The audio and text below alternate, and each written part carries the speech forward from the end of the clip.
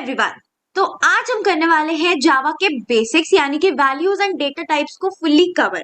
इस वीडियो में आप कवर करोगे टोकन्स, अलग अलग तरीके के टोकन्स, उनके description and finally data types, comments and further चीजें जो आपके लिए काफी ज्यादा इंपॉर्टेंट है। चाहे आप एक बिगिनर हो, एक क्लास 10 के स्टूडेंट हो या 9 के स्टूडेंट हो, ये वीडियो आपके लिए बहुत ज्यादा एसेंशियल होने वाली है। तो इस वीडियो को लास्ट तक देखना, सारी चीजें समझने की कोशिश करना। और गाइज, इस पूरे वीडियो में जो चीजें मैंने एक्सप्लेन करी है, इसके नोट्स को पाने के लिए जल्दी से टेलीग्राम चैनल ज्वाइन कर लो, जिसका लिंक आपको इस वीडियो के डिस्क्रिप्शन में मिल जाएगा। तो चलिए अब जल्दी से स्टार्ट करते हैं। सबसे पहले आता है हमारे सामने टोकन्स। जब भी प्रोग्रामिंग स्टार्ट की जाती है, सबसे पहला जो की पॉइंट होता है वो होता है टोकन्स। तो एग्जैक्टली एक टोकन होता क्या है? टोकन किसी भी प्रोग्राम का, किसी जावा प्रोग्राम का सबसे स्मॉलेस्ट यूनिट होता है।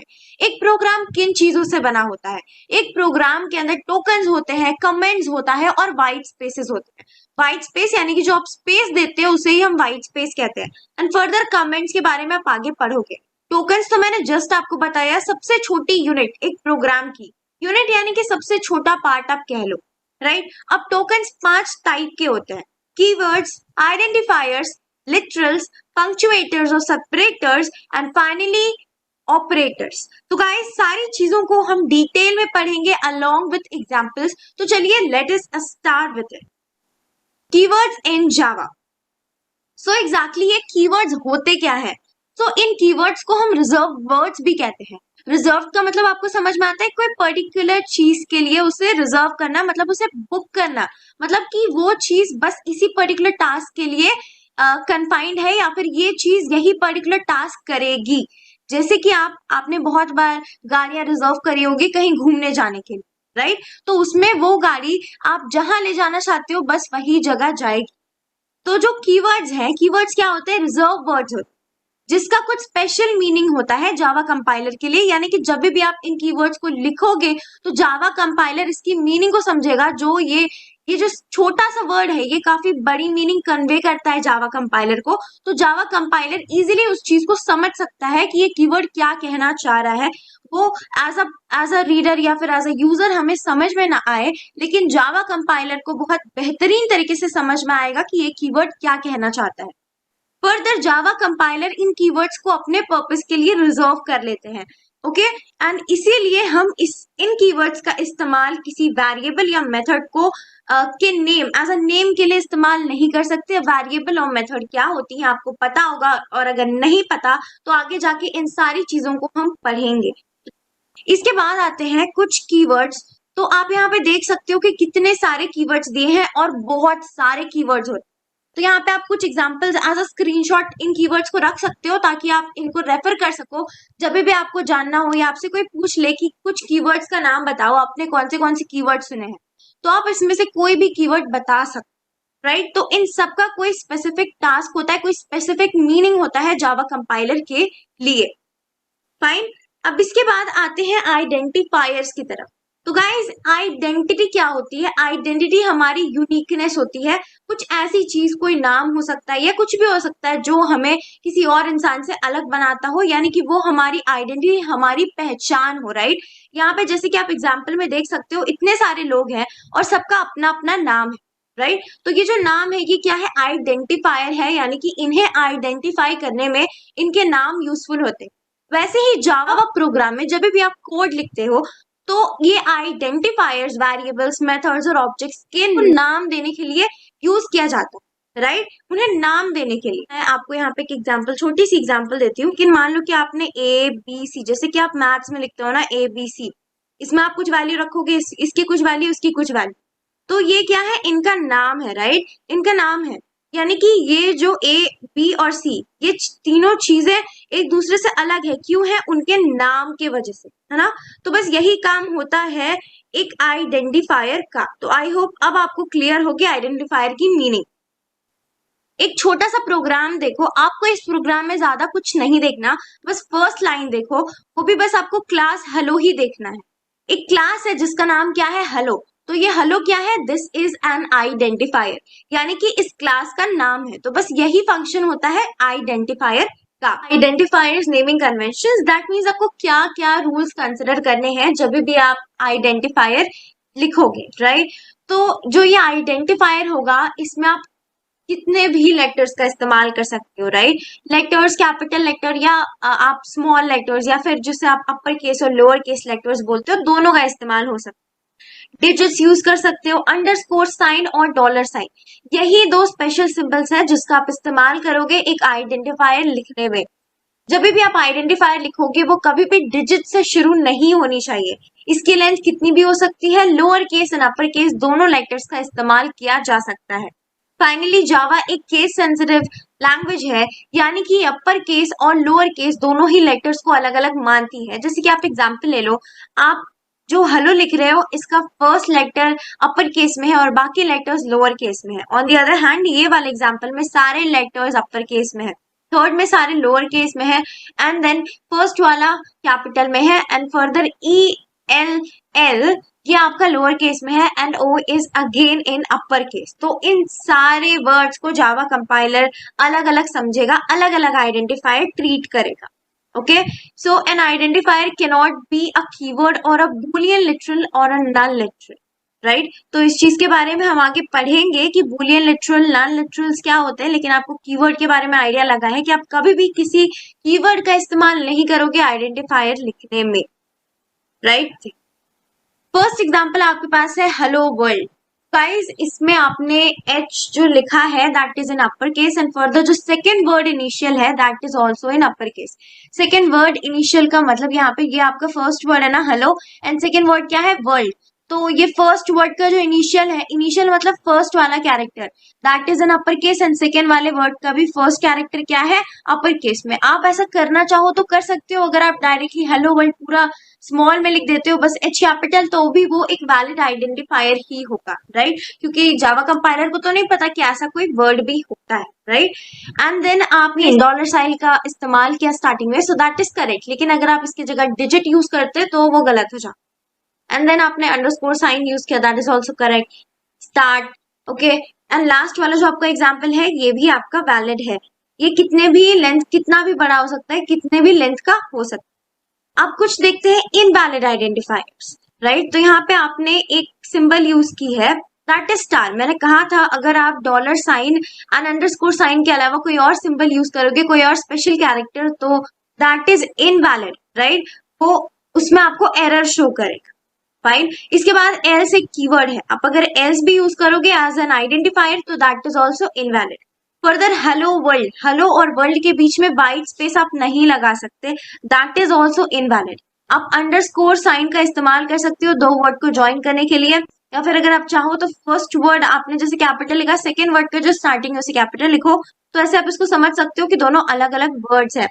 फर्दर यहाँ पे आप इंटीजर का इस्तेमाल या फिर डिजिट का इस्तेमाल नहीं कर सकते वर्ड के स्टार्टिंग में, जो आपने यहाँ पे लास्ट वाले एग्जांपल में आप देख रहे हो यहाँ पे इस्तेमाल किया गया है, इसलिए ये भी इनवैलिड हो।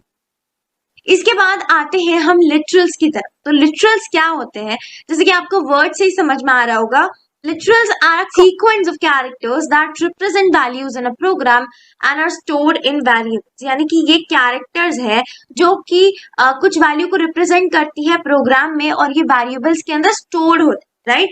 अब चार तरीके के लिटरल्स होते हैं, numeric literals, non numeric literals, fully literals and null literals. यानी कि ये वो वैल्यूज हैं जो वेरिएबल्स के अंदर स्टोर करोगे। तो लिटरल चार तरह की हो गई, एंड फर्दर न्यूमेरिक लिटरल्स दो टाइप का होता है, दैट इज इंटीजर और रियल, ठीक है। और जो नॉन न्यूमेरिक है ये दो टाइप का होगा, कैरेक्टर एंड स्ट्रिंग। तो चलिए इन चीजों को डिटेल में पढ़ते हैं।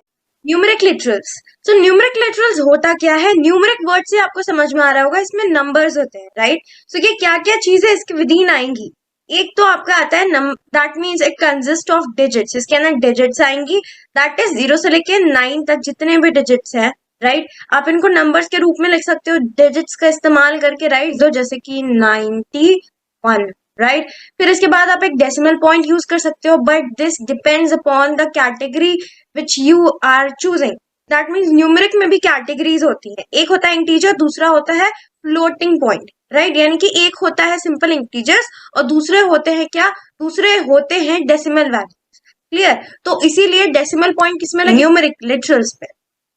इसके साथ साथ आप एक पॉजिटिव साइन और नेगेटिव साइन भी लगा सकते हो, जो कि इंश्योर करेगा कि वो न्यूमेरिक लिटरल पॉजिटिव है या फिर नेगेटिव। अब इसमें कुछ चीजें हैं जो आपको कंसिडर करनी है। न्यूमेरिक लिटरल्स दो टाइप्स के होते हैं, एक होता है integer literals and the second one is real literals. ठीक है, तो आपको वर्ड ही समझ में आ रहा होगा। इंटीजर नंबर्स वो होते हैं जो कि होल नंबर्स के आगे अगर आप नेगेटिव या पॉजिटिव साइन लगा दो तो वो बन जाते हैं इंटीजर लिटरल्स। ठीक है, okay. So integer literals are values which represent whole numbers only. Basically इसके अंदर आपको इससे ये लॉजिक समझना है, ठीक है, इससे आपको ये लॉजिक समझना है कि जो होल नंबर्स होंगे उसके आगे आप प्लस या माइनस साइन लगा दो तो वो बन जाएंगे क्या, वो बन जाएंगे इंटीजर वैल्यूज। क्लियर। इसके बाद फर्दर देखो, इसके आगे पॉजिटिव या नेगेटिव साइन हो सकता है। क्लियर। तो होल नंबर से बिल्कुल भी कंफ्यूज मत होना। इसका जो सिग्निफिकेंस था, जो मीनिंग निकल रही थी, वो मैंने आपको समझा दिया कि होल नंबर के आगे आपको कोई भी साइन यूज करना है, प्लस माइनस या अगर कोई साइन नहीं यूज करते हो तो वो बाय डिफॉल्ट क्या रहेगा, वो पॉजिटिव वैल्यू रहेगी। क्लियर।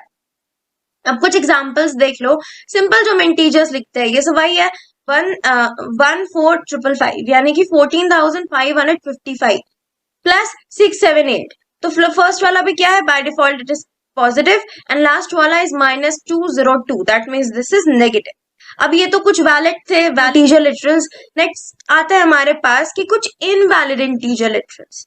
तो सबसे पहले आप फर्स्ट वाला एग्जांपल देख सकते हो, इसके अंदर हमने स्पेस लगाया है तो स्पेस अलाउड नहीं होता है, एंड देन कॉमा का इस्तेमाल भी आप नहीं कर सकते, इसलिए ये दोनों एग्जांपल्स क्या है, invalid. Clear with this. Further आते हैं हम रियल लिटरल्स पे। रियल लिटरल्स को हम फ्लोटिंग पॉइंट लिटरल्स भी कहते हैं, एंड ये सारे वो वैल्यूज होते हैं जिसमें कि डेसिमल पॉइंट लगा हुआ रहता है। For example 1.5। ठीक है, अब कुछ चीजें हैं जो आपको याद रखनी है। सबसे पहली बात कि आप इन वैल्यूज को या तो फ्रैक्शनल फॉर्म में लिख सकते हो या तो एक्सपोनेंशियल फॉर्म में भी लिख सकते हो। क्लियर। इसके बाद जैसे कि आपको मैं ये वाली वैल्यू बोली, ये वाली वैल्यू मैं आपको बोलूं एक्सपोनेंशियल फॉर्म में लिखो, तो उसको कैसे लिखोगे, 1.5 का जो पॉइंट है उसको नीचे लेकर जाओगे, राइट, तो ये क्या हो जाएगा 15/10। तो इसको फर्दर कैसे लिखा जा सकता है, ये को 15 इंटू 10 टू द पावर कितना, -1, राइट, 10 टू द पावर -1 हो जाएगा। As simple as that exponential form में। और फ्रैक्शनल फॉर्म में इसको फर्दर और रिड्यूस कर दो, यानी कि 5 3 15, 5 2 10, दैट मीन्स 3/2। तो इस तरह से आप इसको फ्रैक्शनल और एक्सपोनेंशियल दोनों फॉर्म में रख सकते हो। फर्दर जो रियल लिटरल होते हैं, राइट, फ्रैक्शनल फॉर्म में ये साइंड और अनसाइंड दोनों ही डिजिट्स कंसिस्ट करते हैं, या तो साइंड हो सकता है या तो अनसाइंड हो सकता है। साइंड अनसाइंड समझ रहे हो, साइन होनी चाहिए या फिर साइन नहीं हो, राइट। इसके बाद including a decimal point between the digits, यानी कि आपकी जो भी वैल्यू हो, साइंड हो या अनसाइंड हो, डिजिट्स के बीच में डेसिमल होना जरूरी है। फिर आते हैं कुछ एग्जाम्पल्स की ओर। फर्स्ट एग्जाम्पल है 42.33, तो ये वैलिड है। नेक्स्ट वाला -23.90, ये भी वैलिड है। देन नेक्स्ट 2334.05, ये भी वैलिड है। एंड 376.009, ये भी वैलिड है। ये सारे क्या है, ये सारे रियल लिटरल्स है। अब हम आते हैं कुछ इनवैलिड रियल लिटरल्स के एग्जांपल की ओर। सबसे पहला एग्जांपल आप देख सकते हो 233। यहाँ पे आप देख रहे हो कि यहाँ पे कोई डेसिमल पॉइंट नहीं है, इसीलिए ये इनवैलिड है। नेक्स्ट एग्जांपल में डेसिमल पॉइंट के बाद कोई डिजिट नहीं है, एटलीस्ट भी तो एक डिजिट होनी चाहिए। उसके बाद एक और एग्जांपल देख लो, उसमें डेसिमल से पहले कोई डिजिट नहीं है, इसीलिए भी दिस इज इनवैलिड। तो इस बात का ध्यान रखना कि आप जब भी रियल वैल्यूज लिखोगे या फिर जब भी आप रियल लिटरल्स लिखोगे, राइट, तो आप इस बात का ध्यान रखना कि डेसिमल के बाद और डेसिमल से पहले एटलीस्ट भी तो एक डिजिट होना कंपलसरी है for that literal to become the real literal. Further आप यहाँ पे दो डेसिमल पॉइंट का इस्तेमाल नहीं कर सकते, फर्दर आप कॉमा का भी इस्तेमाल नहीं कर सकते, राइट। इसके बाद आते हैं हम नॉन न्यूमेरिक लिटरल्स पे। तो नॉन न्यूमेरिक लिटरल से आपको समझ में आ रहा होगा कि ये नंबर्स नहीं होंगे, तो नंबर्स नहीं होंगे तो क्या हो सकते हैं, या तो कैरेक्टर्स होंगे या तो स्ट्रिंग्स होंगे। तो जब आप इसकी बात करोगे तो दो तरीके के नॉन न्यूमेरिक लिटरल्स होते हैं। सबसे पहला होता है कैरेक्टर लिटरल्स एंड देन होता है स्ट्रिंग लिटरल। तो कैरेक्टर लिटरल होते क्या है, कैरेक्टर लिटरल्स वो लिटरल्स है जिसमें आप बस एक कैरेक्टर लिखोगे, ठीक है, बस एक कैरेक्टर आप किसके अंदर डालोगे, आप डालोगे सिंगल इन्वर्टेड कॉमा के अंदर कोई भी एक कैरेक्टर, तो वो क्या बन जाएगा, that will become your character literal. कुछ एग्जांपल्स देखो, जैसे कि आपने जी को अगर सिंगल इन्वर्टेड कॉमा के अंदर डाल दिया so it will become character literal. Further अगर आप ये वाली सिंबल भी डाल देते हो या ये वाली सिंबल डाल दो, ये वाली सिंबल डाल दो, लेकिन एक ही कैरेक्टर और सिंगल इन्वर्टेड कॉमा के अंदर, तब जाके वो कैरेक्टर लिटरल बनेगा। एंड लास्ट में अगर आप डिजिट को भी सिंगल इन्वर्टेड कॉमा के अंदर डाल दोगे, so that will become your character literal. तो स्ट्रिंग लिटरल के अंदर आप एक से ज्यादा कैरेक्टर लिखोगे, और एक से ज्यादा कैरेक्टर किसके अंदर आना चाहिए? डबल कोटेशंस के अंदर, तभी जाकर वो स्ट्रिंग लिटरल बनेगा। अगर आप डबल कोटेशंस का इस्तेमाल नहीं करोगे तो वो स्ट्रिंग लिटरल नहीं होगा। फॉर एग्जाम्पल एबीसी, एबीसी को आपके किसके अंदर डाल दिया? आपने इसको डाल दिया डबल इन्वर्टेड कॉमर्स के अंदर। अगर मैं सिंपल डबल इन्वर्टेड कॉमा लगाती और इसके विदिन में क्या लिख देती? ए लिख देती, तो भी ये स्ट्रिंग लिटरल होती है। अब क्यों? क्योंकि मैंने डबल इन्वर्टेड कॉमा का इस्तेमाल किया है, इसीलिए। इसके बाद माया slash then S, z plus r, 7 plus 7. So these are all the examples of the string literal. Further जब आप बूलियन लिटरल की ओर आते हो, तो बूलियन लिटरल हमेशा याद रखना, ये लॉजिक वैल्यूज को इंडिकेट करती है, ट्रू एंड फॉल्स, राइट। ये दो वैल्यूज को क्या बोलेंगे? हम बूलियन लिटरल्स बोलेंगे। Now null literals. So this is a special kind of literal which is represented by the keyword null. या तो आप एक कीवर्ड लिखो जिसका नाम क्या है? ये कीवर्ड लिखाती है ऐसे NULL। सारे लेटर्स किसमें होते हैं? लोअर केस में होते हैं, राइट। तो ये कीवर्ड का इस्तेमाल करो, तो ये कीवर्ड भी क्या इंडिकेट कर रही है? नल लिटरल। या फिर आप ये वाले एस्केप सीक्वेंस का इस्तेमाल कर सकते हैं। अब एस्केप सीक्वेंस क्या होती है, चलिए देखते हैं। तो escape sequence is a set of characters. इसके अंदर क्या होते हैं? कैरेक्टर्स होते हैं जो कुछ स्पेशल मीनिंग कन्वे करते हैं जावा कंपाइलर, ठीक है। तो ये कीवर्ड से अलग क्यों होते हैं? चलिए हम कुछ एस्केप सीक्वेंसेस देख लेते हैं। इसमें यूजुअली हम बैकस्लैश का इस्तेमाल करते हैं, यानी कि in the escape sequence a character is preceded by a backslash. अब जो भी कैरेक्टर लिखोगे ना एस्केप सीक्वेंस में, आप इस कैरेक्टर को किसके बाद लिखोगे? एक स्लैश के बाद लिखोगे, बैकस्लैश के बाद। फॉर एग्जाम्पल कुछ एग्जाम्पल्स देख लो, जैसे कि स्लैश एन, बैकस्लैश एन, तो इसका काम क्या है? एक न्यू लाइन इंसर्ट करना। जैसे कि आप ये वाली लाइन आपने यहां तक लिखी, तो जैसे आप बैकस्लैश एन का इस्तेमाल करोगे, आप नेक्स्ट लाइन में आ जाओगे। इसके बाद आता है आपका बैकस्लैश टी, ये टैब यानी कि स्पेस देने के लिए इसका इस्तेमाल होता है। फिर डबल स्लैश का काम क्या होता है?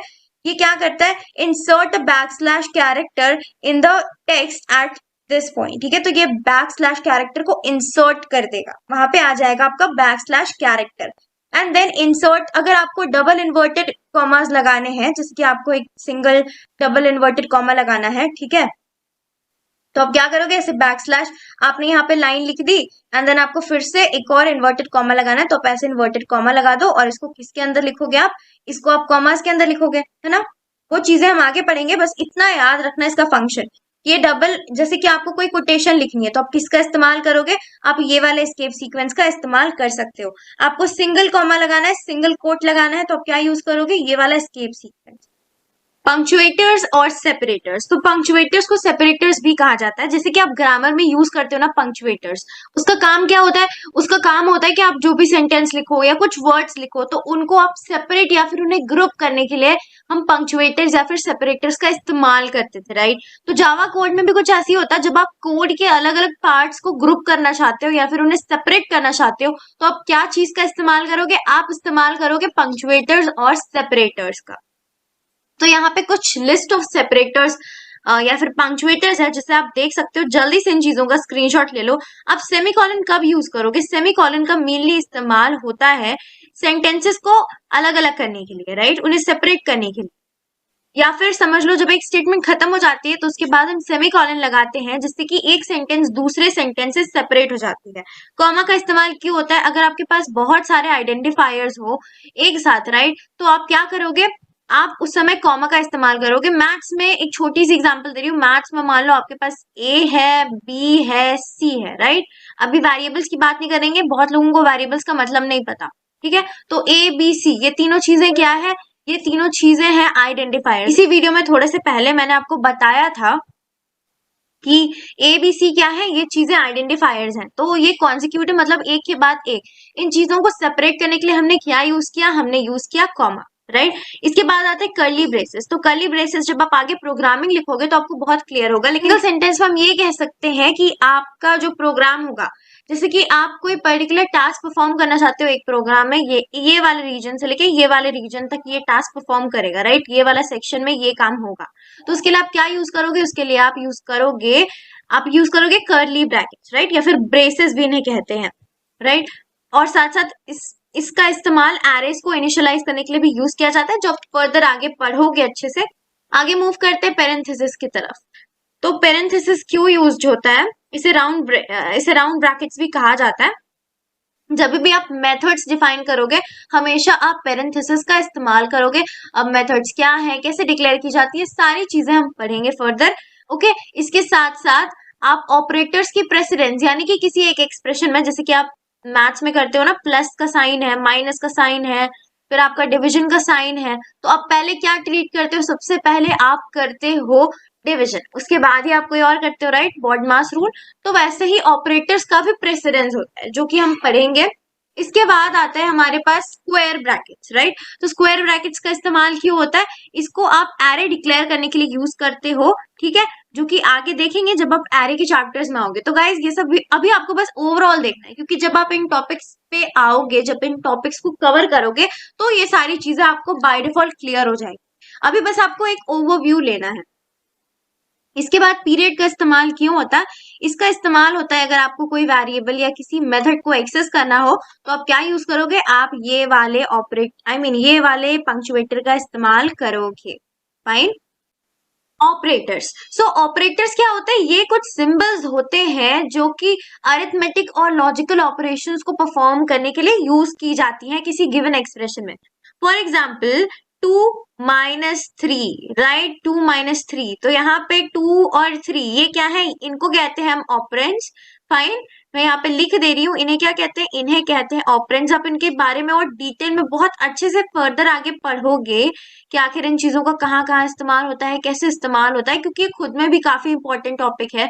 एंड देन इसे क्या कहा जाता है, इस माइनस साइन को, जो कि इस अरिथमेटिक या फिर लॉजिकल एक्सप्रेशन को परफॉर्म करने के लिए यूज की जा रही है, इनिशिएट कर रही है, उसे कहेंगे हम ऑपरेटर्स, फाइन।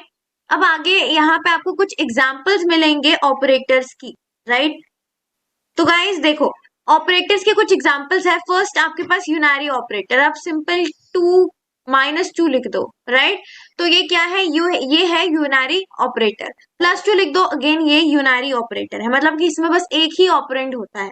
असाइनमेंट ऑपरेटर में =2 का साइन, इसमें आप कोई वैल्यू असाइन करते हो, ठीक है। इसके बाद आता है अरिथमेटिक ऑपरेटर। तो आपको पता है कि अरिथमेटिक ऑपरेशन को परफॉर्म करने के लिए आप इन ऑपरेटर्स का इस्तेमाल करते हो। For example plus, minus, multiplication, division and modulus. Modulus, जब भी आप दो नंबर्स को डिवाइड करते हो ना, तो उनका जो रिमाइंडर आपको मिलता है, ठीक है, जैसे कि 2 डिवाइडेड बाय 1, ठीक है, तो आप 2 को 1 से डिवाइड करोगे तो रिमाइंडर क्या मिलेगा, 0 मिलेगा, राइट। तो इसका मॉड्यूलस क्या होगा, इसका मॉड्यूलस 0 होगा। रिलेशनल ऑपरेटर, दो ऑपरेंड्स के बीच में रिलेशन निकालने के लिए इसका इस्तेमाल होता है, ठीक है। फर्दर आते हैं इंक्रीमेंट डिक्रीमेंट ऑपरेटर्स, तो इसमें प्लस प्लस साइन का इस्तेमाल होता है, माइनस माइनस का इस्तेमाल होता है। लॉजिकल में ये सारे सिंबल्स का इस्तेमाल होता है। अब ये सिंबल्स कैसे होते हैं, कहाँ इस्तेमाल होते हैं, इस आगे पढ़ेंगे। बिटवाइज ऑपरेटर्स के ये सारे सिंबल्स हैं, एंड देन कंडीशनल ऑपरेटर का ये वाला सिंबल है। तो गाइज यही था आज के इस वीडियो में। ये वीडियो ज्यादा लंबी ना हो जाए, इसलिए आज हमने data types, comments and constants नहीं किए। हम नेक्स्ट वीडियो में करेंगे ये सारी बची हुई चीजें, बहुत जल्दी सारी चीजें हो जाएंगी complete. Till then keep learning, keep practicing, जितनी चीजें मैंने बताई है उनको प्रैक्टिस करो। All the very best for your future ahead. अगर वीडियो अच्छी लगी हो तो वीडियो को जरूर लाइक करना, चैनल को सब्सक्राइब करना and stay tuned to this channel.